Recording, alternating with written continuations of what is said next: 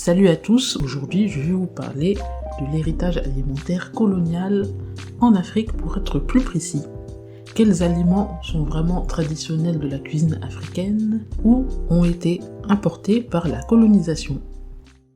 Je vais commencer par le manioc parce que dans l'imaginaire populaire collectif, on attribue souvent le manioc à l'Afrique. C'est vrai qu'on en mange beaucoup en Afrique sous différentes formes, mais ce n'est pas originaire d'Afrique à proprement dit, mais plutôt d'Amérique du Sud.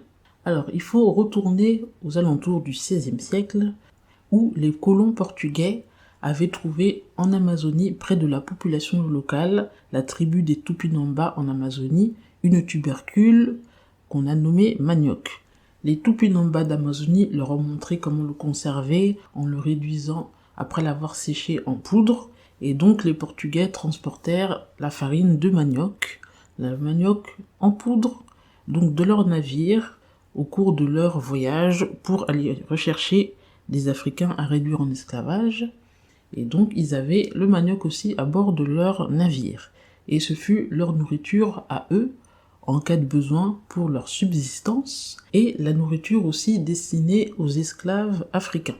Et par la suite, quelques siècles, quelques années, même plus tard, la royauté portugaise, présente au niveau du royaume du Congo, RDC actuel, Congo-Brazza, Angola, et d'autres pays aussi par la suite, ont imposé la culture de la tubercule de manioc, car c'était très facile à cultiver et ça résistait très très bien aux maladies.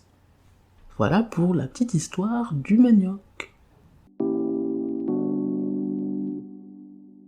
Parlons maintenant de la tomate. La tomate qui est devenue vraiment incontournable dans tous les pays, en Italie, en Europe, pour faire toutes sortes de mets, et surtout des sauces, surtout en Afrique. Pour les personnes peut-être qui ne sont pas trop familières, on ne sait jamais, c'est vrai qu'en Afrique, en Afrique subsaharienne, la plupart des sauces contiennent de la tomate. Même les sauces à base d'arachide ou d'autres contiennent de la tomate, c'est devenu un des éléments de base pour faire la sauce. On en consomme pratiquement tous les jours. Mais la tomate, comme vous vous en doutez, vu le titre, l'intitulé du sujet, ce n'est pas originaire ni d'Afrique, ni d'Europe, ni même d'Italie comme on pourrait penser. Cela vient du Pérou. C'est en fait Christophe Colomb qui l'a découvert en faisant ses voyages pour découvrir de nouvelles saveurs, de nouveaux épices, et a découvert cette baie rouge qu'on appelait tomate. Tomate est un nom dérivé d'une langue aztèque que les personnes indigènes locales sur place avaient donné. Et au départ, après avoir été introduit en Europe, la tomate n'était pas tout de suite consommée car on pensait que c'était toxique. C'était plutôt une plante ornementale et après, par la suite, ils ont commencé à en manger. Et la tomate donc a été introduite en Afrique par la Tunisie au début du XVIIe siècle par les Espagnols. Voilà comment la tomate est arrivée et s'est répandue par la suite dans beaucoup de pays d'Afrique.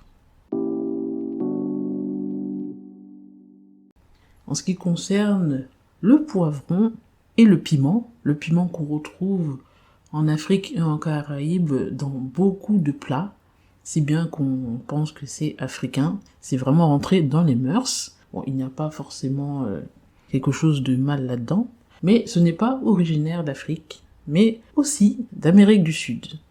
Et ça a été introduit par les Portugais qui ont découvert le piment et le poivron.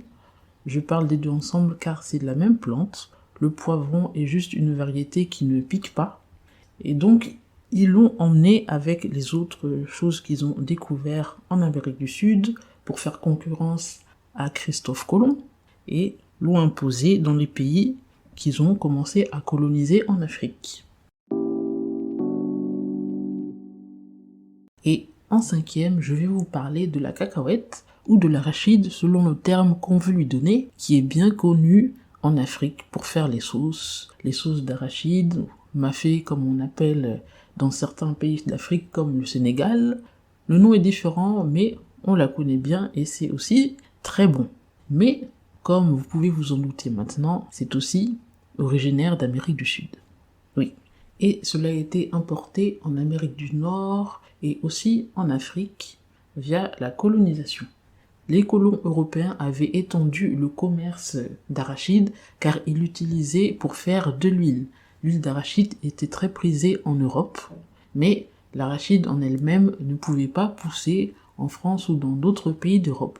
Donc on l'a imposée dans les pays d'Afrique, du côté de la côte, des pays où traditionnellement on cultivait du fonio, du sorgho, aussi le riz indigène local. Et lorsque l'arachide est arrivé et a été imposé, donc les Africains, les populations sur place n'ont pas pu, ils ont été voire empêchés de cultiver leurs céréales consommées traditionnellement pour cultiver l'arachide de façon intensive.